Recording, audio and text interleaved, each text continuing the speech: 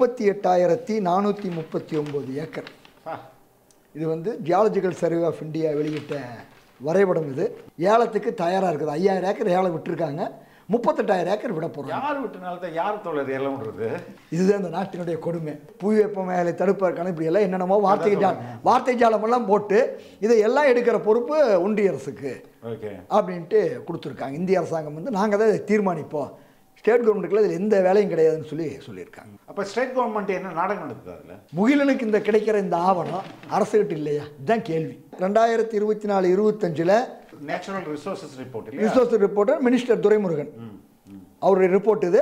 இதில் பக்கம் எண் 15 டங்ஸ்டன் கிடைக்குதுன்ட்டு வாங்க எங்கள் ஊரில் இருக்கு. ஆமாம் அதாவது அவங்க சொல்கிறாங்க அறிக்கையில் தமிழ்நாட்டில் டங்ஸ்டன் இருக்குது, அது அதிகமாக வந்து மதுரை டிஸ்ட்ரிக்டில் இருக்குன்னு சொல்லி அதனுடைய பயன்பாட்டை வச்சு சொல்கிறாங்க. இங்கே இதுதான் வருத்தம். தமிழ்நாடு அரசுக்கு இதில் உரிமை இல்லைன்னு மத்திய அரசு சொல்லிட்டான், ஒன்றிய அரசு சொல்லிட்டான். நீங்கள் அதை எதிர்த்த குரலை வந்து எல்லாம் பேசணும். நீட்டில் என்ன பாதிப்போ அதே பாதிப்பு தான் மைனிங்னு பேசணும். அப்போ இந்த மண்ணின் மீதான அக்கறை என்ன, மக்களின் மீதான அக்கறை என்ன? நேற்று முதல்வர் சொல்கிறாரு, ஆட்சியில் இருக்கும் வரை இந்த திட்டம் வராது, ஒன்றிய அரசு கொண்டு வரதை தமிழ்நாடு தடுக்க முடியுமான்னு ஒரு வார்த்தையை வந்து பேச்சுவாக்கில் விடுறாரு. இந்த டங்ஸ்டன் அந்த மினரல் எதற்காக பயன்படுத்தப்படுது? இதற்கு பின்னாடி இருக்கிற எந்த வர்த்தக நிறுவனம் இதுக்கு பின்னாடி? இந்தியா ஜிங்க் லிமிடெட்ங்கிற ஒரு கம்பெனி. ஓகே. அந்த இந்தியா ஜிங்க் யாருன்னு கேட்டால் வேதாந்தாவனுடைய அசோசியேட் நிறுவனம். ஸ்பெயின் தான் சப்ளை பண்ணுச்சு. அப்போ வந்து இதை வைத்து அமெரிக்கா வந்து இதை கொடுக்கக்கூடாது நீன்னு சொல்லியெல்லாம் ஒரு பெரிய இதே நடந்தது. இதில் வந்து ஒல்ஃபோமேட் கிரைசிஸ்னே ஒன்று கூட இருந்தது. ஓகே. அதை பற்றியான அச்சம் இதெல்லாம் இருந்தது. அப்படியான நிலை இருந்தது. இன்றைக்கு உலகத்தினுடைய 70 விழுக்காடு டங்ஸ்டன் வந்து உற்பத்தி பண்ணிட்டு இருந்த நாடு சீனா. ஓகே. ஆனால் சீனா இன்னைக்கு டங்ஸ்டன் சுரங்கத்தை எல்லாத்தையும் மூறதான் முடிவு பண்ணிடும். ஓப்பன் யார்டு முறையில் வெட்டி எடுத்துட்டோம்னா அதுலேருந்து ரேடியேஷன் தன்மை வந்துக்கிட்டே இருக்கும். இந்த மாதிரியான கழிவுகளை கொட்டி வைத்து அமில ஆறுகள் உருவான வரலாறு இருக்கு. 38,000 ஏக்கர் இந்த மாதிரி ஆச்சுன்னா என்ன சொல்றாரு? ஆந்திராவில் 2, மகாராஷ்டிராவில் 2 அப்படின்னு ராஜஸ்தான் வேளாண்மையும் அகற்றிவிட்டு மனிதரோட உயிருக்கும் அச்சுறுத்தலை ஏற்படுத்தி இந்த கனிமத்தை யாருக்கு என்ன பண்ண அதான் தெரியல. வாழவே முடியாத நிலையை மாவட்ட ஆட்சியர் சொல்றாங்க, முகிலன் இப்படி ஒன்று நடக்கிறேன்னு தெரியாதுங்கிறாங்க. மதுரை மாவட்ட ஆட்சியர் சங்கீதா வெளிப்படையாக சொல்றாங்க, இதெல்லாம் வதந்தின்னு நினைச்சிட்டு இருந்துங்கிறாங்க. ஒரு மாவட்டத்தினுடைய கொள்கை அறிக்கையில் வெளியிட்டிருக்காங்க, ஆனால் அதை பற்றி தெரியாதுங்கிறாங்க. பழனிமலை முழுக்க முருகர் குடியிருக்கக்கூடிய பழனிமலை முழுக்க மாலிட்டோனியம் இருக்குன்னு சொல்லி கண்டுபிடிச்சிருக்காங்க. கடவுள் பேரை சொல்லி இங்கே இருக்கக்கூடிய தலைவர்கள்லாம் வேல் யாத்திரைன்னு சொல்லி தான் பண்ணுறாங்க. நீ ஆளக்கூடிய அரசு எதுக்கு போய் நீ முருகர் மலையில் நீ அது தங்கமாகவே இருக்கட்டும், முருகர் இருக்கிற இடத்துக்கு கீழே தங்கமாகவே தான் இருக்கட்டும், அதை போய் எதுக்கு ஆய்வு பண்ணுறேன்? ஆய்வு பண்ணுறாங்க. ஆய்வு பண்ணி ரிப்போர்ட் வந்தாச்சு. இன்னைக்கு உலகத்தினுடைய எல்லா மோசடியும் பண்ணான்னு சொல்லி அதான் நீ மேலே குற்றச்சாட்டு வருது இல்லை? அப்போ நீ வளர்ச்சியை பற்றி பேசுவதற்கு ஏதாவது அருகதை இருக்கா?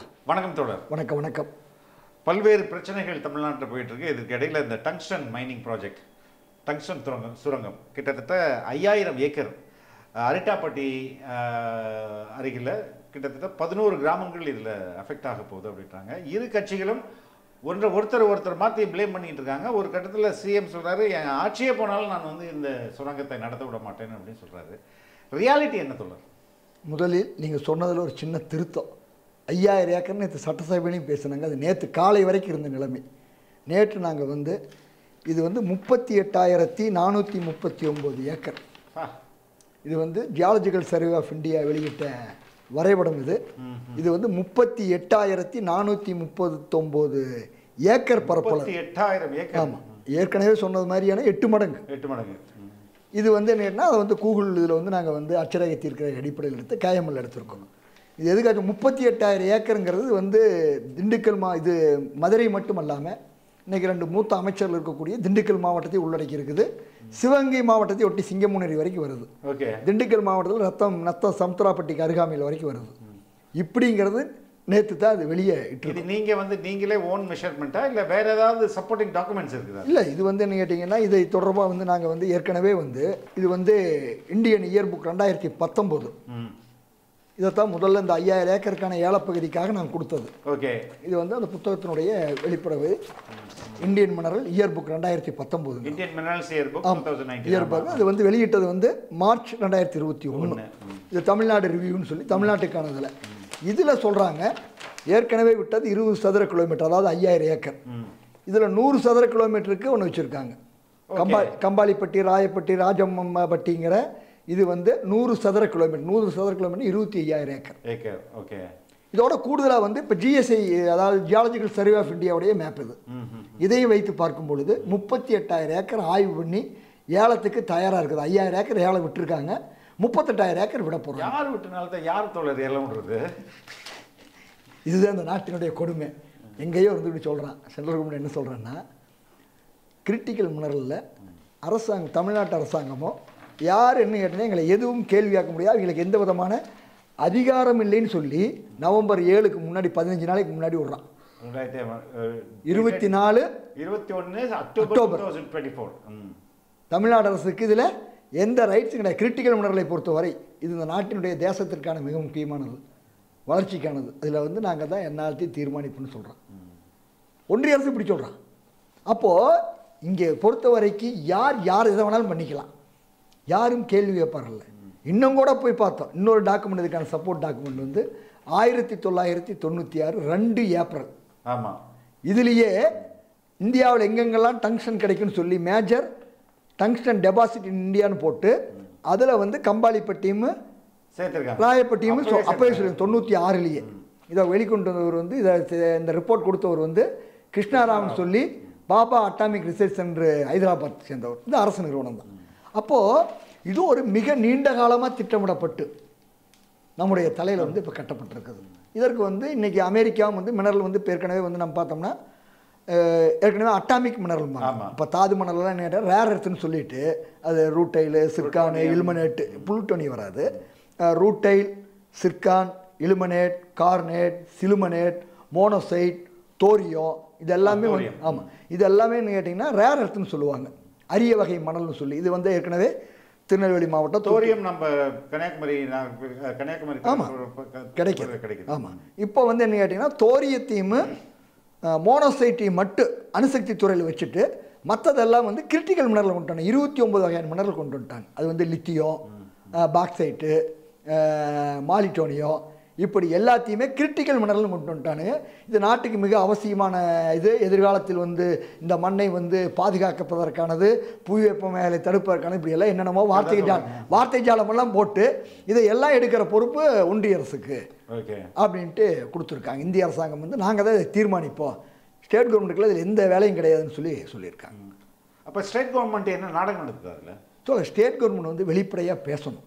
இப்போ வந்து போன 15 நாளைக்கு முன்னாடி ஒரு மத்திய அரசு அதிகாரி வந்து ஒரு அறிக்கை கொடுக்குறாரு. என்ன கொடுக்குறாருன்னா, நீங்கள் பாதுகாக்கப்பட்ட வேளாண் மண்டலம்னு அறிவிச்சிருக்கீங்க, ஆனால் அது எங்களை கட்டுப்படுத்தாதுன்ட்டான். ஓகே, அது எங்களையே கட்டுப்படுத்தாது, நீங்கள் அறிவிச்சுக்கிட்டீங்க, எங்களை கட்டுப்படுத்தாதுங்கிறான். அப்போ இங்கே பேசப்பட வேண்டியது, இப்போ நேற்று கூட என்ன கேட்டிங்கன்னா டங்ஸ்டன் சுரங்க திட்டத்தில் அது மக்களுடைய எதிர்பார்ப்புன்னு கேட்டிங்கன்னா அதை வந்து அந்த சுரங்கம் அமையக்கூடிய ஏற்கனவே 5000 ஏக்கர் அறிவிக்கப்பட்ட இடம்ங்கிறது இந்தியா தமிழ்நாட்டிலேயே மிக முதல் அறிவிக்கப்பட்ட பல்லுயிர் மரபுத்தலம். அங்கே வந்து என்ன கேட்டிங்கன்னா முழுக்க 200 வகைக்கு மேற்பட்ட 250 வகையான பறவைகள் இருக்குது, எண்ணற்ற பூச்சி இனங்கள் இருக்குது, தாவரங்கள் இருக்குது, நன்னீர் மீன்கள் இருக்குது. இப்படி பன்முகப்பட்ட தன்மையோடு அது இருக்கிறனால கலாச்சாரத்தையும் அது வந்து மிக முக்கியமானது. என்னென்னா தமிழர்களுடைய மிக முக்கியமான தொன்மையான பாண்டியன் நெடுஞ்செழியன் பெயரை குறிப்பிட்ட கிமு 3ஆம் நூற்றாண்டு 2300 ஆண்டுகளுக்கு முந்தைய தமிழ் பிராமி எழுத்து கொண்ட கல்வெட்டு அங்கே இருந்தது. அதை வைத்து தான் ஏற்கனவே இருந்த தமிழக முதல்வர் கருணாநிதி அவர்கள் வந்து அதை தமிழ் செம்மொழியாக்குவதற்கு ஆதாரமாக கொடுத்தது அதுதான்.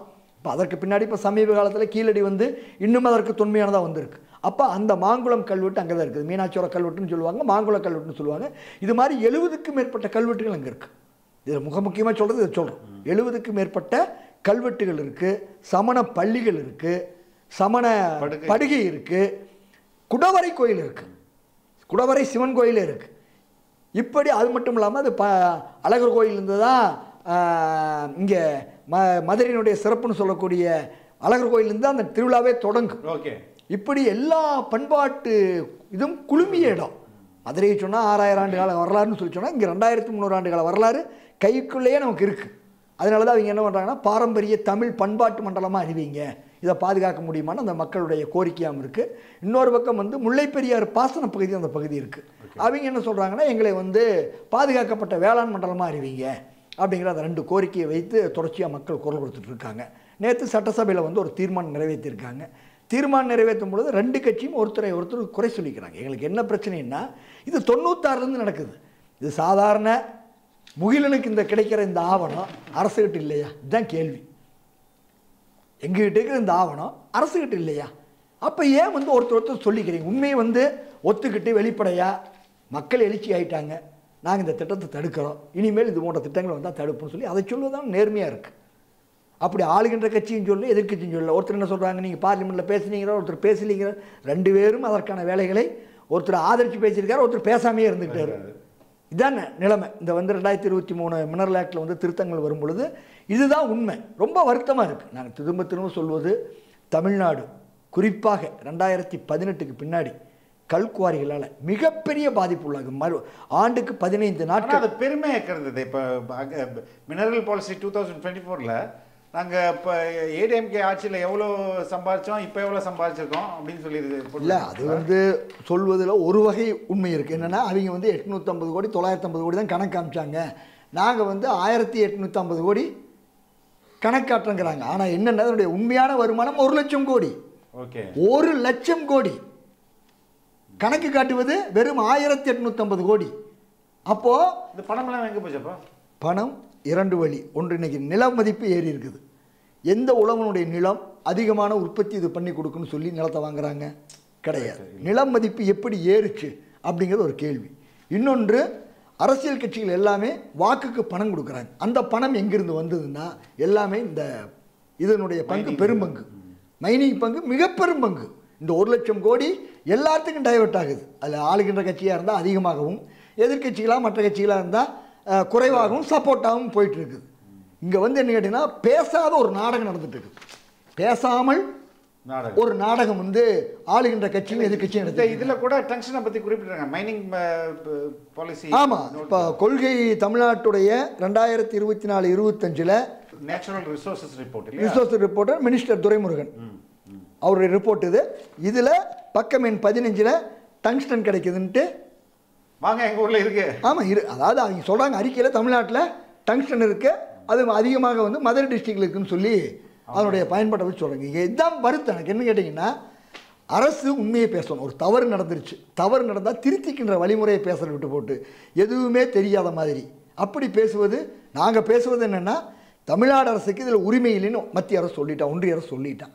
நீங்கள் அதை எதிர்த்த குரலை வந்து எல்லாம் பேசணும். தமிழ்நாட்டுடைய உரிமை இப்படி பறிக்கப்பட்டுருச்சு. ஏற்கனவே மருத்துவத்தில் வந்து நீட் வந்து கல்வி வந்து மாநில அரசு பட்டியலிருந்து பொதுப்பட்டியலுக்கு போய் இன்றைக்கி ஒன்றிய அரசு பட்டியலுக்கு போய் நீட்டில் என்ன பாதிப்போ அதே பாதிப்பு தான் மைனிங்னு பேசணும். ஓகே, ஆனால் அது விவாதமே இல்லை. இன்னொன்று கூட ஒரு வருத்தமான செய்தி என்னென்னா, போன மாதம் ஒரு பெரிய விவாதம் நடந்தது. என்னென்னா, தமிழ்நாட்டில் இருக்கக்கூடிய சிறுகனிமங்கள் அதை கூட ஒன்றிய அரசு கட்டுப்படுத்தணும்னு ஒரு வழக்கு போட்டு உச்சநீதிமன்றம் வந்து அதுக்கு வந்து அது சொன்னது தப்புன்னு சொல்லி உத்தரவு கொடுத்துருக்கு. அப்போ அதன் மீது இங்கே விவாதம் வந்திருக்கணும்ல? இல்லை, அது உச்சநீதிமன்றமே இது அந்தந்த ஸ்டேட்டோடைய சொத்துன்னு தானே சொல்லி. ஆமாம், அவங்க அது அடிப்படையில் இதை கிளைம் பண்ணலாம்ல இவங்க. இல்லை, பேசணும். நான் சொன்னேன்னா, அப்படி ஒரு ஒன்றிய அரசு பண்ணுதுன்னா அதை எதிர்த்த குரல்கள் தமிழ்நாட்டிலேருந்து வந்திருக்கணும்ல? நான் சொன்னது, திமுக நீ அதிமுக யார் வேணாலும் பேசுங்க, தமிழ்நாட்டுடைய உரிமை பறிப்பதை எதிர்ப்பதற்கு அனைவருக்கும் பொறுப்பு இருக்குது. இது ஏன் பேசலை? முகிலன் போன்ற சாதாரணவர்கள் இதை பேசுகிற நிலையே இருக்கக்கூடிய அதிகாரத்தினுடைய பலத்தில் இருப்பவர்கள் ஏன் இதை பேச மறுக்கிறார்கள்? அப்போ இந்த மண்ணின் மீதான அக்கறை என்ன, மக்களின் மீதான அக்கறை என்ன? நேற்று முதல்வர் சொல்கிறாரு, நான் ஆட்சியில் இருக்கும் வரை இந்த திட்டம் வராது, மகிழ்ச்சி. அப்படி சொன்னது வரவேற்கிறோம். ஆனால் அது மட்டுமல்ல, ஏன் இப்படி ஒரு வார்த்தை நீங்கள் சொல்கிறீங்க? ஒன்றிய அரசு கொண்டு வரதை தமிழ்நாடு தடுக்க முடியுமான்ட்டு. தமிழ்நாட்டு மக்கள் 8 கோடி பேர் வாக்கு போட்டு உங்களை உட்கார வச்சுருக்காங்க. தமிழ்நாட்டுடைய உரிமை பறிப்புன்னு குரல் நீங்கள் எழுப்பணும்ல, அதற்கான அஜெண்டாவை முன்னெடுக்கணும்ல. அதை விட்டுட்டு ஒன்றிய அரசு கொண்டு வரதை தமிழ்நாடு தடுக்க முடியுமான்னு ஒரு வார்த்தையை வந்து பேச்சுவாக்கில் விடுறார். நேற்று பேசுனதில் அதுலேயும் ஒரு வரி வருது. இன்னொன்று, அவங்க உத்தரவை நான் காட்டினேன், அதை பேசணும்ல. இன்றைக்கி தமிழ்நாடு வந்து அத்தனை அதிகாரத்தை இழந்து ஒரு அடிமை தேசமாக இருந்துக்கிட்டு எப்போ பார்த்தாலும் வெள்ளத்துக்கு அவன் பணம் கொடுக்கல, இதுக்கு பணம் கொடுக்கல, இப்படியே தான் பேசியிருக்கிறேன். இதை எப்போ வந்து சரிப்படுத்துவது? மாநில சுயாட்சின்னு ஒரு தீர்மானம் போட்டால் போதுமா? உரிமைன்னு பேசினா போதுமா? மொழி உரிமையை பேசக்கூடியவர்கள், இன உரிமையை பேசக்கூடியவர்கள். இப்போ ஒன்றிய அரசு தெளிவாக இருக்கிறான். அவன் என்னது? ஒரே நாடு, ஒரே தேர்தல் மட்டுமில்லை, ஒரே வணிகம்ங்கிறவ. ஒரே வணிகம், எல்லாத்தையும் தீர்மானிக்கிற இடம் நான் தான். எங்கே எவன் ஊட்ட வேணாலும் காலி பண்ணுவேன், எவன் ஊரை வேணாலும் காலி பண்ணுவேன், எந்த மாவட்டத்தை வேணாலும் காலி பண்ணுவேன். அங்கே நாங்கள் வந்து என்ன பண்ணுவோம்? மைன்ஸ் எடுப்போம், எவனும் எதுவும் கேட்கக்கூடாது. இந்த டங்ஸ்டன் அந்த மினரல் எதற்காக படுது? இதற்கு பின்னாடி இருக்கிற எந்த வர்த்தக நிறுவனம் இதுக்கு பின்னாடி இருக்குது? அதாவது என்ன கேட்டால், டங்ஸ்டனை பொறுத்த வரைக்கும் இதனுடைய மிக முக்கியமான பயன்பாடு நமக்கு கடந்த காலங்களில் சொன்னோம்னா குண்டு பல்பில் இருக்கக்கூடிய இலை, அது மட்டும்தான் நமக்கு தெரியும். ஆனால் இன்னைக்கு இதனுடைய மிக முக்கியமான பயன்பாடுங்கிறது, இது மிக கடினத்தன்மை உள்ள உலோகம். இன்னைக்கு நிலத்துக்கு கீழே 10 கிலோமீட்டருக்கு போர் போட்டாங்கன்னா, எத்தனை கிலோமீட்டர் போர் போட்டாலும் அந்த பிட்டே டங்ஸ்டன் பிட்டு தான். ஒன்று அது. அடுத்ததாக என்ன கேட்டிங்கன்னா, இது வந்து எல்லா விதமான ஒரு பாதுகாக்கப்பட்ட கவச வாகனத்தை உடைத்து கொண்டு போகக்கூடிய அளவுக்கு சக்தி மிகுந்தது. அடுத்தது, இது மிகப்பெரிய வெப்பத்தை தாங்குதிறன் கொண்டது. 3600 டிகிரி வெப்பத்தை தாங்குதிறன் இருக்குது. அதனால என்ன கேட்டிங்கன்னா, குறிப்பாக ஏவுகணைகளில் ராக்கெட்டில் வர அந்த வெப்பத்தை எல்லாம் தாங்கி பிடிக்கிறத வந்து இதுதான் தாங்கி பிடிக்குது. இன்னொன்று, இது வந்து யுரேனியத்திற்கு இணையான கனிமம். ஓகே, ரியாக்டருக்கு இது பயன்படுத்த முடியும் வளர்ச்சி போக்கில், அப்படியான தன்மையெல்லாம் இருக்குது. ஆனால் இந்த டங்ஸ்டனை பொறுத்தவரை இதற்கு ஒரு நீண்ட நெடிய பாரம்பரியம் உண்டு. இந்த டங்ஸ்டனை சொல்லும் பொழுது ஒரு 2 வகையாக சொல்லுவாங்க. ஒன்று வந்து ஸ்லைட்னு சொல்லுவாங்க, இன்னொன்று வந்து வொல்ஃப்ரமைட்னு சொல்லுவாங்க. என்ன இதனுடைய அசோசியேட் மினரல்ங்கிற வகையில். ஏற்கனவே 2ஆம் உலகப் போர் நடந்த பொழுது நேச நாடுகளுக்கு பூரா ஸ்பெயின் தான் சப்ளை பண்ணிட்டு இருந்தது. Okay okay. குறிப்பாக வந்து ஜெர்மன், இத்தாலி போன்றதுக்கெல்லாம் வந்து ஜெர்மன் தான், இது ஸ்பெயின் தான் சப்ளை பண்ணுச்சு. அப்போ வந்து இதை வைத்து அமெரிக்கா வந்து இதை கொடுக்கக்கூடாது நீன்னு சொல்லியெல்லாம் ஒரு பெரிய இதே நடந்தது. இதில் வந்து வொல்ஃப்ரமைட் கிரைசிஸ்னே ஒன்று கூட இருந்தது. ஓகே, அதை பற்றியான அச்சம் இதெல்லாம் இருந்தது. அப்படியான நிலை இருந்தது. இன்னைக்கு உலகத்தினுடைய 70 விழுக்காடு டங்ஸ்டன் வந்து உற்பத்தி பண்ணிட்டு இருந்த நாடு சீனா. ஓகே. ஆனால் சீனா இன்னைக்கு டங்ஸ்டன் சுரங்கத்தை எல்லாத்தையும் மூறதான் முடிவு பண்ணியிருக்கு. என்ன ரீசன்? ஸோ ஒன்று தான் நான் இதை சொன்ன ஏற்கனவே, இது வந்து யுரேனியத்திற்கு இணையான தனிமம் உண்டு. அப்போ வந்து இந்த யுரேனியத்துக்கு இணையும் பொழுது இது கதிர்வீச்சு தன்மை உள்ள அதற்குள்ளே உள்ளடக்கியிருக்குது. இப்போ நமக்கு வந்து அணுகுலை கழிவை வந்து நாம் வந்து அணுகுலை 30 வருஷம் தான் இயங்குது. ஆனால் அதனுடைய கழிவு 48,000 வருஷம் அதனுடைய ரேடியேஷன் இருக்கும். 24,000 வருஷம் 50 விழுக்காடு இருக்குது. அதுக்கு முன்னாடி குறைஞ்சிட்டே வரும் அப்படிங்கிறது தான் இருக்குது. அவ்வளவு ரேடியேஷன் இருக்கிறது. அதை எப்படி பாதுகாப்பது என்பது தான் பெரிய குப்பை எப்படி பாதுகாப்பு. ஆமாம், அதுதான் பெரிய பிரச்சனை. இன்னைக்கு வரைக்கும் அதுக்கான கடலில் போட்டாலும் பிரச்சனை, எல்லா இடத்துலையும் எங்கே தொட்டாலும் பிரச்சனை. இன்னைக்கு வந்து தமிழ்நாட்டினுடைய இன்னைக்கு அணுக்கழிவுகளை எங்கே வச்சிருக்காங்க, என்ன பண்ணுறாங்க, பெரிய சீக்கிரட்டா இருக்கு. ஆமாம், முழுக்க இன்னைக்கு எல்லா வெளிப்படைத்தன்மையோடு இருக்கணும். அது எங்கே பாதிக்குது, என்ன பண்ணுறாங்க, எதுவுமே தெரியாது. அதே மாதிரி இன்னைக்கு வந்து இந்த சுரங்கத்தை வெட்டிட்டோம்னா ஓப்பன் யார்டு தான். ஓப்பன் யார்டு முறையில் வெட்டி எடுத்துட்டோம்னா அதுலேருந்து ரேடியேஷன் தன்மை வந்துக்கிட்டே இருக்கும். அப்போ வந்து நீங்கள் சுரங்கத்தை வந்து 20 வருஷம் 30 வருஷம் கான்ட்ராக்ட் கொடுத்து நீங்கள் வந்து 5 கிலோமீட்டரோ 1 கிலோமீட்டரோ 7 கிலோமீட்டரோ வெட்டி எடுக்கிறான். வெட்டி எடுத்த பின்னாடி அதில் வரக்கூடிய ரேடியேஷன் பிரச்சனை ஒன்று. இன்னொன்று என்ன கேட்டிங்கன்னா, இதை வெட்டி எடுக்கும்பொழுது வரக்கூடிய கழிவுகள் இருக்குல்ல, இந்த கழிவுகள்னால அமில ஆறே உருவாயிருக்கு. இப்போ நொய்யலாறு வந்து சாயப்பட்டனால நீங்கள் கூட வந்து ஏற்கனவே ஒரு பேட்டி எடுத்துகிட்டு வந்தீங்க, சாயப்பட்டனால அது செத்துப்போன நதியாக மாறிச்சு. இங்கே சென்னையில் இருக்கக்கூடிய கூவாறு, அடையாறு, பக்கிங்காமெல்லாம் இங்கே இருக்கிற கழிவுகளால் செத்து போச்சு. ஆனால் இந்த மாதிரியான கழிவுகளை கொட்டி வைத்து அமில ஆறுகள் உருவான வரலாறு இருக்குது. அப்போ வந்து இது ஒரு மிகப்பெரிய, இதை வந்து கையாள்வதற்கு இதற்கான எல்லா 38,000 ஏக்கர் இந்த மாதிரி ஆச்சுன்னா என்ன சொல்றாரு? இது 38ன்னு இப்போ ஆய்வு பண்ணி சொன்னால் ஒரு ரிப்போர்ட் நமக்கு கிடச்சிருக்குது. இன்னும் மற்ற ரிப்போர்ட்டெல்லாம் பார்த்தா தானே தெரியும். இதில் வேற இந்தியா ஃபுல்லாக பல்வேறு இடங்களில் வச்சுருக்காங்க. ஆமாம், 12 இடத்த அவங்க சொல்லியிருக்காங்க. எப்போ 96லேயே 12 இடங்களில் வந்து நாங்கள் ஆய்வு பண்ணோம். 11 இடங்களில், கர்நாடகாவில் 2, ஆந்திராவில் 2, மகாராஷ்டிராவில் 2 அப்படின்னெல்லாம், ராஜஸ்தான் வேளாண்மையும் அகற்றிவிட்டு மனிதரோட உயிருக்கும் அச்சுறுத்தலை ஏற்படுத்தி இந்த கனிமத்தை யாருக்கு என்ன பண்ண அதான் தெரியல. இந்த கனிமம் என்ன, இது என்ன பற்றாக்குறையாக இருக்குதா, இதை வந்து எடுத்தா ஆக வேண்டிய நிர்பந்தம் இருக்குதா, இப்படிங்கிறதெல்லாம் எதுவுமே கிடையாது. இங்கே என்ன பிரச்சனைன்னா எந்த தொலைநோக்கும் கிடையாது. யாரை நீங்கள் அப்ளை கேட்கும்பொழுது கேட்டீங்க இதனுடைய பின்னாடி பலன் பெறுவது யாருன்ட்டு. இப்போ இந்த திட்டத்தை வந்து டங்ஸ்டன் சுரங்கம் இப்போ 2 சுரங்கத்தை ஏல விட்டுருக்காங்க. ஒன்று வந்து தமிழ்நாடு, இன்னொன்று வந்து ஆந்திரா சுரங்கத்தை வந்து ஏல விட்டுருக்காங்க. இந்த 2 சுரங்கத்தையும் எடுத்திருக்கிற யாருன்னு கேட்டிங்கன்னா இந்தியா ஜிங்க் லிமிடெட்ங்கிற ஒரு கம்பெனி. ஓகே. அந்த இந்தியா ஜிங்க் யாருன்னு கேட்டால் வேதாந்தாவனுடைய அசோசியேட் நிறுவனம். வேதாந்தாவா ஸ்டெர்லைட் நிறுவனத்தினுடைய துணை நிறுவனம் தான் இந்தியா ஜிங்க். அந்த நிறுவனத்தை இவங்க வாங்கி இவங்க வந்து என்ன பண்ணியிருக்காங்க, அதில் ஏலத்தை எடுத்திருக்காங்க. இப்போ வந்து வேதாந்தா பொறுத்த வரைக்கும் உலக அளவில் தொழில் எப்படி பண்ணுவான்னு நமக்கு தெரியும். அது வந்து அடித்து துரத்தப்படும் ஒரே நிறுவனம். ஆமாம், அடித்து துரத்தப்படுற மட்டும் இல்லைங்க, அந்த பகுதி மக்களுக்கு வாழவே முடியாத நிலையை ஒன்று. நமக்கு இங்கே ஸ்டெர்லைட் எடுத்தால் ஒரு 16 பேர்த்த படுகொலை பண்ணாங்க. ஏற்கனவே சவுத் ஆப்பிரிக்காவில் பண்ணும் பொழுது அங்கே வந்து 64 பேர்த்த படுகொலைனா அங்கே செத்தது 100 பேர்த்துக்கு மேலேங்கிறாங்க அங்கே இருக்கக்கூடிய பல்வேறு ஊடக செய்திகள்லாம். அதே மாதிரி ஜாம்பியாவில், காங்கோவில், இங்கேயே நம்மளுடைய ஒரிசா போன்ற பகுதிகளில் இந்த நிறுவனம் எங்கேயுமே இப்போ கூட என்னாச்சு, ஸ்டெர்லைட்டு ஏற்கனவே இதை வந்து எந்த விதமான சட்ட விதிகளை பின்பற்றலைன்னா அந்த அனுமதியை வந்து இங்கே டெல்லி உச்சநீதிமன்றம் வந்து சென்னையில் விசாரிக்கணும்னு ஒன்று கொடுத்தாங்க. அதை உச்சநீதிமன்றத்துக்கு அப்பீல் போனாங்க. அது ஏற்றுக்கொள்ள முடியாதுன்னு சொல்லிட்டாங்க. அது போட்ட உத்தரவு சரிதான்ட்டு இப்போ மீண்டும் மறுமேல்முறையீடுக்கு போனாங்க. இந்த ஏலம் விடப்பட்ட காலத்தில் நவம்பர் 7 காலகட்டத்தில் அதற்கான நீதிமன்ற தீர்ப்பு வந்தது. என்ன சொல்லியிருக்காங்க, நாங்கள் உச்சநீதிமன்றம் தொழிலுக்கு விரோதி இல்லை, ஆனால் வேதாந்தா நிறுவனம் ஸ்டெர்லைட் நிறுவனம் எந்த காலத்திலும் சட்ட விதிகளை பின்பற்றியது இல்லை, எனவே இந்த நிறுவனத்திற்கு எந்த காலத்திலும் அனுமதி கொடுக்க முடியாது அப்படிங்கிறத நாம் சொல்லுவதே. என்ன சொல்கிறோம், இந்த நிறுவனத்தை கருப்பு பட்டியலில் சேர்த்து உலகளவில் இவன் தப்புன்னு மட்டும் சொல்லிட்டு பிளாக் லிஸ்ட் பண்ணு. இவன் எங்கே போனாலும் மனித குலத்துக்கு விரோதி, மொத்த இயற்கைக்கு விரோதி, சமூகத்துக்கு விரோதி, எந்த தொழிலும் அறமாக செய்யறதில்லை. இப்படிப்பட்ட நிறுவனத்தை எதுக்கு அனுமதிக்கிறான்? இந்த நிறுவனத்திற்காகத்தான் இன்றைக்கி இந்தியாவினுடைய பிரதமரும் உள்துறை அமைச்சரும் முழுக்க அதுக்காகத்தான் வேலை செஞ்சிட்ருக்காங்க. அருந்தேரை அதை சொல்கிறாங்க, 2 குஜராத்தி மார்வாடிகளுக்காக 2 குஜராத்தி வேலை செய்துட்ருக்காங்கிற அந்த சொல் வந்து பெரிய அளவுக்கு அதானி வேதாந்தா 2 பேர்த்துக்காகத்தான் மொத்த அரசே வேலை செய்துங்கிற இடம்தான் இருக்குது. இப்படியான நிலையை தான் நாம் இருக்கிறோம். ஆனால் இவர்கள் இப்படி வருவதும் இதற்கான நிலைகளை மதுரையில் தெரிந்தவுடன் எல்லா போராட்டமும் குறிப்பிட்ட காலமாகும். பிரச்சனையில் ரைஸ் அரசுக்கு பெரிய வெற்றின்னு கேட்டிங்கன்னா அதுதான், மக்களுடைய எழுச்சி வந்து வராது. மக்கள் வந்து ஒரு பிரச்சனையை புரிஞ்சு அதுக்கு எதிர்த்து போராட வர்றது இதெல்லாம் பல வருஷம் ஆகிடும். அதுக்குள்ளே ப்ராசஸ் வந்து ஏகப்பட்டதை டெவலப் பண்ணிவிட்டு கொண்டு போயிடுவாங்க. ஆனால் இதில் என்னென்னு கேட்டிங்கன்னா, இது நாங்கள் வந்து 18ஆம் தேதி வந்து மாவட்ட ஆட்சியரை சந்திக்கும் பொழுது மாவட்ட ஆட்சியர் முகிலன் இப்படி ஒன்று நடக்கிறதே எனக்கு தெரியாதுங்கிறாங்க. மதுரை மாவட்ட ஆட்சியர் சங்கீதா வெளிப்படையாக சொல்கிறாங்க, இதெல்லாம் வதந்தின்னு நினச்சிட்டு இருந்துங்கிறாங்க. நாங்கள் சொல்கிறோம் இப்படியான ஆதாரம் இருக்குது, இப்படி பாருங்க உத்தரவு விட்டுருக்காங்க, இவங்க ஏலமிட்ட அறிவிப்பு, ஒன்றிய அரசனுடைய அறிவிப்பு, இது ஏலமிட்ட அறிவிப்பு, இது சுரங்கத்தை பற்றியான ரிப்போர்ட் இதுன்னு சொல்லி ஒவ்வொன்றா கொடுத்து இதில் பார்த்துட்டு தமிழ்நாடு அரசுக்கு நிறையா இது இருக்குது, இதெல்லாம் தமிழ்நாடு அரசு கேட்டுட்டு தான் வரணும், நான் வந்து முதலமைச்சர் சொல்கிறேன் அப்படின்னாங்க. இது எதுக்காக சொல்ல வரேன்னா, இதுதான் நிலைமை. ஒரு மாவட்ட ஆட்சியர் ஒரு மாவட்டத்தினுடைய கொள்கை அறிக்கையில் வெளியிட்டிருக்காங்க, ஆனால் அதை பற்றி தெரியாதுங்கிறாங்க. வெளிப்படையாக ஊடக நண்பர்கள் இருக்கிறாங்க, நாங்கள் இருக்கிறோம், அரசு அதிகாரிகள் அத்தனை பேர் இருக்காங்க. மாவட்ட ஆட்சியர் அலுவலகத்தினுடைய தனியறையில் பார்க்கல, வாராந்திர குறைதீர் கூட்டத்தில் தான் பார்க்குறோம்.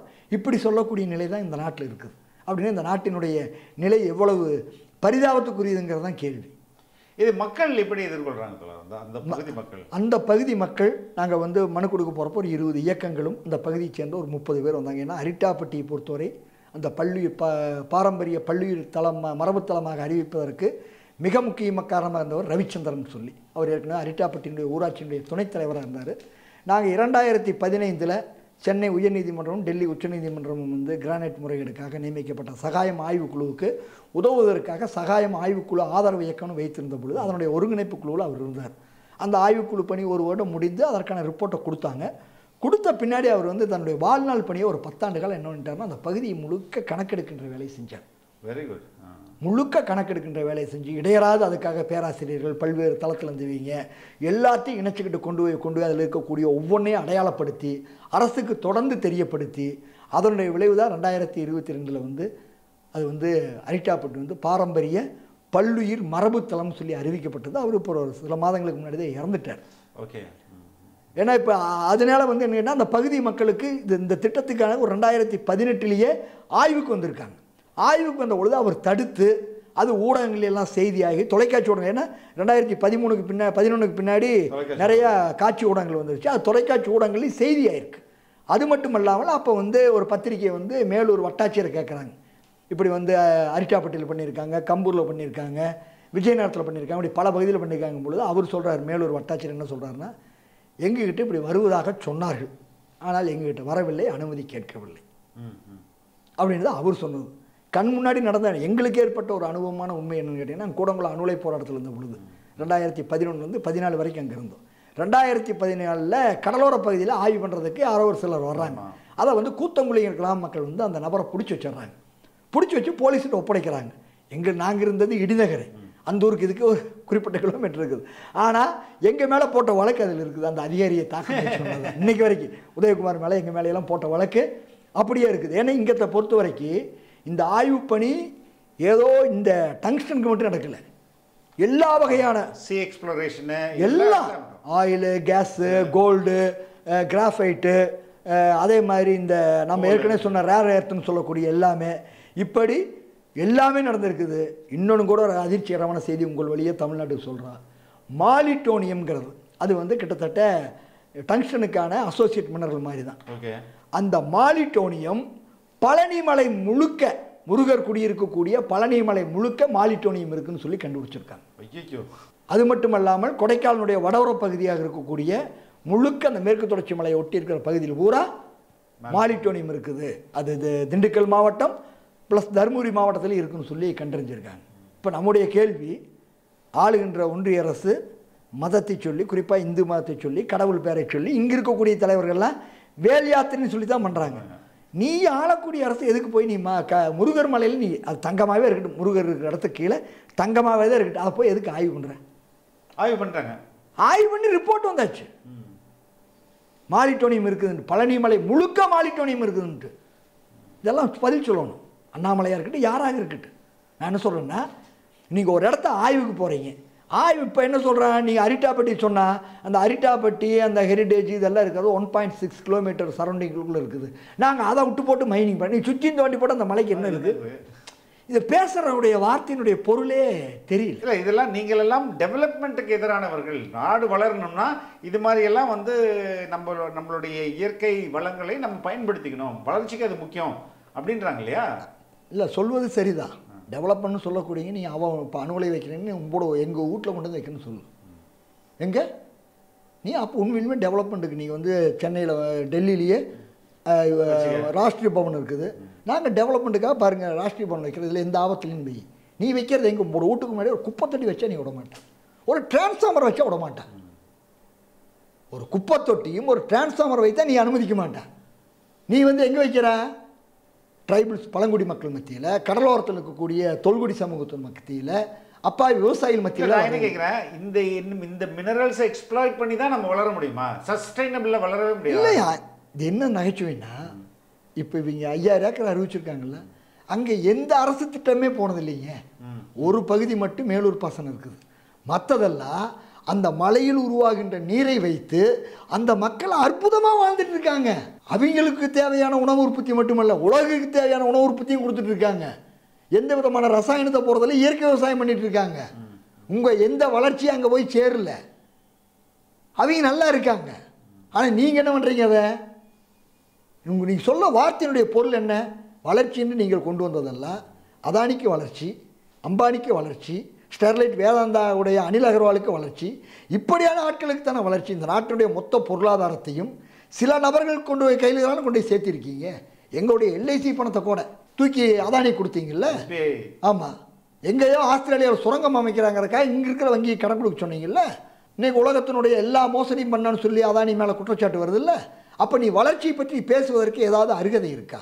எங்களுடைய கேள்வியில் இதுதான். வளர்ச்சிங்கிற பொறுத்த வரைக்கும் என்ன கேட்டிங்கன்னா, விவசாயமும் தொழிலும் ஒன்றோடு ஒன்று இணைந்திருக்க வேண்டும். அதனுடைய பாதிப்பில் ஏன்னா 2700 ஏக்கர் சிப்காட் நிலமுள்ள ஊர்லேருந்து நான் வந்திருக்கிறேன். ஆசியாவிலேயே பெரிய சிப்காட் எங்கள் ஊர். ஆனால் எங்கள் ஊரில் இருக்கக்கூடிய அவ்வளோ பேருக்கும், ஏற்கனவே உங்கள்கிட்ட கூட நான் சொல்லியிருப்பேன், ஒவ்வொருவருக்கும் வீட்டுக்கு ஒருத்தருக்கு புற்றுநோய், 10 பேர்த்துக்கு 3 பேர்த்துக்கு மலட்டுத்தன்மை. இதான் வளர்ச்சி. காசை சுவாசிக்கிற அத்தனை பேர்த்துக்கு பீட்ரூட்டை சர்க்கரை. 5 கடை கட்டி விட்டுருந்தாங்கன்னா 1 கடை மருந்து கடை, ஹோட்டலோட ஆஸ்பத்திரி அதிகம். இதுதான் வளர்ச்சி. அப்போ இந்த வளர்ச்சி யாருக்குங்கிறத கேள்வி. 38,000 ஏக்கர். இந்த 38,000 ஏக்கர்லையும் வாழக்கூடிய மனிதர்கள் இந்த அரசியல் கட்சிகளுக்கு எதிரானதான நிலைப்பாடு எடுப்பாங்க. அப்போ அவங்களுக்கு ஓட்டு போயிருங்களா? அதுக்காகனாச்சும் இதை வந்து ஸ்டாப். இப்போ அதுதான் நடந்திருக்கு. இப்போ நடந்திருக்கிறது என்னது? எந்த கட்சிகளும் போகலை. நாங்கள் செய்திகள் தான் எழுதிட்டு இந்த இயக்கங்கள் கூட போய் வேலை செய்யலை. நாங்கள் தகவல் வந்து என்ன பண்ணால் கலெக்டர் கொடுத்து ஊடகங்கள் வழியாக மக்களுக்கு போய் சேர்ந்தது. பத்திரிகையாளர்கள், சில வாய்ப்பு இருக்கக்கூடிய சமூக அக்கறை உள்ள வலைக்காட்சி தளங்கள், சில தொலைக்காட்சிகள் இதெல்லாம் கொடுத்து தான் மக்களுக்கு போய் சேருது. இப்படி 5000 ஏக்கராக வருது. அது டங்ஸ்டன் சுரங்கம் எடுக்க போகிறாங்க. அதுவும் ஸ்டெர்லைட் வேதாந்தா நிறுவனம் வரப்போகுதுங்கிற 3 விஷயங்களும் அந்த மக்கள் மத்தியில் பதிவாச்சு. அந்த மக்கள் யாருடைய தொடர்பும் இல்லை. நாங்கள் வந்து 18 கொடுக்குறோம். 23ஆம் தேதி கிராம சபை, 25 கிராம சபையில் தீர்மானம் நிறைவேற்றுறாங்க. அரிட்டாப்பட்டி கிராம சபை கூட்டத்திற்கு அமைச்சரே போக வேண்டிய நெருக்கடி. ஓகே, அமைச்சர் மூர்த்தி கிராம சபை கூட்டத்துக்கு போனார். போய் அந்த தீர்மானத்தை நிறைவேற்ற இடத்துல கூட உட்காந்து நாங்கள் பார்த்துக்கிறோம், பண்ணிக்கிறோம். நாங்கள் மேலூர் பகுதியில் இருக்கக்கூடிய முல்லை பெரியார் ஒருபோகன விவசாயிகள் சங்கம் அவங்க கூடி முடிவெடுத்து மேலூர் கடையறப்புன்னு அறிவிக்கிறாங்க. அவங்களோட மொத்த வணிகர் சங்கங்கள் மக்கள் எல்லாம் நிற்கிறாங்க. பல்லாயிரம் மக்கள் திரள்றாங்க மேலூரில். அன்னைக்கு தான் முதல்வர் வந்து பிரதமருக்கு கடிதம் எழுதுகிறார். இந்த ஏலத்தை வந்து ரத்து பண்ணணும். மற்ற முக்கியமான விஷயங்களுக்கெல்லாம் நேரடியாக போய் பார்க்குறாரு கேலோ இந்தியா எல்லாமே செய்யும். நான் என்ன சொல்கிறேன்னாங்க, இங்கே நான் அதான் சொன்னேன், இங்கே பொறுத்த வரைக்கும் எல்லாமே இருக்கக்கூடிய அரசியல் கட்சிகள் எல்லாம் வெளியே வந்துருச்சு, ஏற்று நிற்போம். இல்லைன்னா அது ஆட்டோமேட்டிக்காக வந்திருக்கு. இதே தமிழ்நாட்டில் இன்னொரு விஷயத்தையும் சொல்கிறேன். தமிழ்நாட்டுடைய தென்பகுதியில் இந்து மகா பெருங்கடல், அரபிக்கடலும் வங்காள விரிகுடாவும் சேர இந்து மகா பெருங்கடலுக்குள்ள லட்சக்கணக்கான ஏக்கர் நிலம் ஆயில் எக்ஸ்ப்ளோரேஷன் பண்ணுறதுக்கு இப்போ டெண்டர் விட்டுருக்காங்க. அது என்ன கேட்டால் முழுக்க மீன்கள் உருவாகிற இடம் அதை பண்ணியிருக்காங்க. அப்போ அதையெல்லாம் பற்றி பேச்சே இல்லை. என்னென்னா இது வந்து பொது வழியில் இதை நாங்கள் ரெக்கார்டை கொடுத்ததுனால, விவாத பொருள் ஆனதுனால பேச்சு விவாதம் எல்லாமே போகுது. ஆனால் இப்போ லட்சக்கணக்கான ஏக்கர் அங்கே வந்து ஏலம் விட்டு கொடுத்துருக்கிறது மீது வெளியே செய்தியே இல்லை. பேராசிரியர் ஜெயராமன் அவர்களும் தோழர் உதயகுமார் அவர்களும் ஒரு கருத்தரங்கு போடுறாங்க. அந்த கருத்தரங்கை கூட்டுறது கூட அந்த அரங்கத்தை பூட்டிட்டாங்க. அவங்க வேற ஒரு தனியார் இடத்துல நடத்தி ஒரு 10-40 பேர் கலந்துக்கிட்டது தான். இது எதுக்காக சொல்ல வரேன்னு கேட்டிங்கன்னா, இங்கே வந்து எந்த பிரச்சனையும் பூதாகரமாக ஆகும் பொழுது எல்லா கட்சி வரும். நாங்கள் வந்து கடந்த 15 ஆண்டு காலம் அது அணு உலை போராட்டமாக இருக்கலாம், ஸ்டெர்லைட் போராட்டமாக இருக்கலாம், மணல் கொள்ளை எதிர்த்த போராட்டமாக இருக்கலாம். ஆனால் இதே ஸ்டாலின் அவர்கள் வந்து கரூரில் மணல் கொள்ளை எதிர்த்து நாங்கள் 2016 போட்டிட்டு இருக்கும் பொழுது நாங்கள் வெற்றி பெற்றாலும் தோல்வி அடைந்தாலும் சட்டவிரோத மணல் குவாரி எடுத்து போராடுவோம்னு சொல்லி, அப்போ கேசிபி என்பவர் தான் கேண்டிடேட்டு, அதிமுக செந்தில் பாலாஜி கேண்டிடேட் 2016 நவம்பரில் இடைத்தேர்தலில் அப்படி பேச வச்சவங்க வந்து பேசினார்.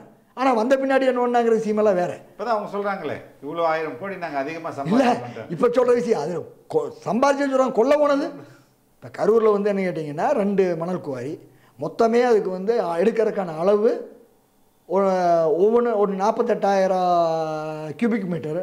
இன்னும் அது அப்படின்னா 8,000 லாரி.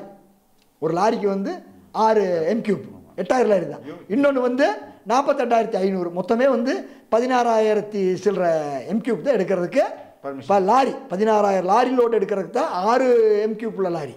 ஆனால் இவர்கள் எடுத்தது எவ்வளோன்னு கேட்டிங்கன்னா கிட்டத்தட்ட 1.25 லட்சம் லோடு எடுத்திருக்காங்க. அங்கே மட்டும் 4,000 கோடி ரூபாய் அதிகமாக. அது அனுமதி கொடுக்கப்பட்ட இடமே இல்லை. அனுமதி கொடுத்த இடத்துல ஒரு கைப்பிடி மணல் கிடையாது. உங்கள் ஊடகத்தொழியை நாங்கள் சொல்கிறோம். இது முகிலன் சொன்னார்னா ஏதோ முகிலன் கால்புல் சொல்கிறேன்னு சொல்லலாம். எங்களோட 50 உளவுத்துறை அதிகாரிகள், 50 பத்திரிகையாளர்கள் வந்து பார்த்தாங்க அந்த ரீச்சை. ஒரு கைப்பிடி மணல் கிடையாது. இன்னைக்கு உங்கள் ஊருக்கு அருகாமையில் இருக்கக்கூடிய பிரபுசங்கர் கலெக்டர்கிட்ட எல்லா வீடியோ ஆவணத்தையும் கொடுத்தோம். ஆனால் அந்த இடத்துக்கு குவாரி அனுமதினு சொல்லி இத்தனை அட்டுழியம் பண்ணுறதுக்கு அவர் ஒரு காரணத்தில் மிக முக்கிய காரணமாக இருந்தவர். எதுக்காக சொல்ல வரேன்னா, நாங்கள் ஏன்னா ஸ்டாலின் வந்து கரூரில் வந்து 2021 சட்டமன்ற தேர்தலில் பேசும் பொழுது செந்தில் பாலாஜி இதை பண்ணார், ஓட்டு போடுங்கலாம் கேட்கல. முகிலன் போன்றவர்களாம் மணல் குவாரி எடுத்து போராடினாங்க, அதனால அடக்குமுறைக்கு உள்ளானாங்க, பொய் வழக்கு போட்டாங்க, சிறையில் அடைச்சாங்க, எனக்கு வாக்களின்னு தான் கேட்டார். அதனால எல்லாத்தையும் எங்கள் பேரை சொல்லி அதிகாரத்துக்கு வந்தவர்கள். நாங்கள் ஆதரிச்சோம் இல்லையாங்கிற விஷயமெல்லாம் வேற. பேரை சொல்லி வந்தவர்கள் செய்வது என்னங்கிறத கேள்வி. என்ன செய்யணும் தோழர் அரசு? அதை தெளிவாக தமிழ்நாட்டில் இருக்கக்கூடிய அனைத்து கட்சிகளுக்கு இப்போ என்ன பொறுப்புன்னா, இந்த திட்டமெல்லாம் 2வது இது மாதிரியான இப்போ கண்டுபிடிக்கப்பட்டது ஒரு டங்ஸ்டன் சுரங்க திட்டம். இது மாதிரியான நூற்றுக்கணக்கான திட்டங்கள் ஆய்வு செய்து தமிழ்நாடு முழுக்க இருக்குது. ஏற்கனவே டெல்டாவுடைய 8 மாவட்டத்துக்குள்ள 300 லட்சம் கோடி ரூபாய் நிலக்கரியான இருக்குதுன்னு சொல்லி கண்டுபிடிக்கப்பட்டு தான் அங்கே தொடர் போராட்டத்தில் பாதுகாக்கப்பட்ட வேளாண் மண்டலம் அறிவிக்கப்பட்டு, அந்த வேளாண் மண்டலம் வந்து எங்களுக்கெல்லாம் ஒரு பொருட்டே இல்லைன்னு சொல்லி ஒன்றிய அரசு சொன்ன நிலை இருக்குது. இன்னைக்கு தமிழ்நாட்டில் இருக்கக்கூடிய அத்தனை கட்சிகளுக்கும் இருக்கக்கூடிய மிகப்பெரிய பொறுப்பு என்றால் தமிழ்நாட்டுடைய நிலத்தை பற்றி, தமிழ்நாட்டுடைய வாழ்வாதாரத்தை பற்றி, தமிழ்நாட்டினுடைய வளங்களை பற்றி தீர்மானிப்பதற்கு தமிழ்நாட்டு அரசுக்குத்தான் உரிமை உண்டுங்கிற அந்த முடிவை எடுக்கணும். தமிழகம் வந்து ஏற்கனவே எடப்பாடி அரசு எடுபடி அரசுன்னு பேசிட்டு இருந்தாங்க. ஆனால் முழுக்க அடிமை அரசை விட கொத்தடிமை அரசு மாதிரி தான் இன்னைக்கு தமிழ்நாடு அரசு நடத்தப்படுது. ஆனால் இதை பற்றி பேசாமல் ஏதோ படம் காட்டிட்டு இருக்காங்க. இதுதான் எங்களுக்கு வருத்தமாக இருக்குது. எங்களை போன்றவருடைய அக்கறையெல்லாம், சமூக அக்கறை உள்ளவர்கள்லாம் நீங்கள் நல்லது பண்ணால் பாராட்டுவோம், தப்பு பண்ணால் சொல்லுவோம். அது எங்களுடைய பொறுப்பு, கடமை. எவ்வளோ பெரிய அரசை விட மக்கள் வலிமை பெரிதானது. மக்கள் முடிவு செய்தனா அதை எதுவும் யாராலும் மாற்ற முடியாதுல்ல. ரொம்ப ரொம்ப நன்றி.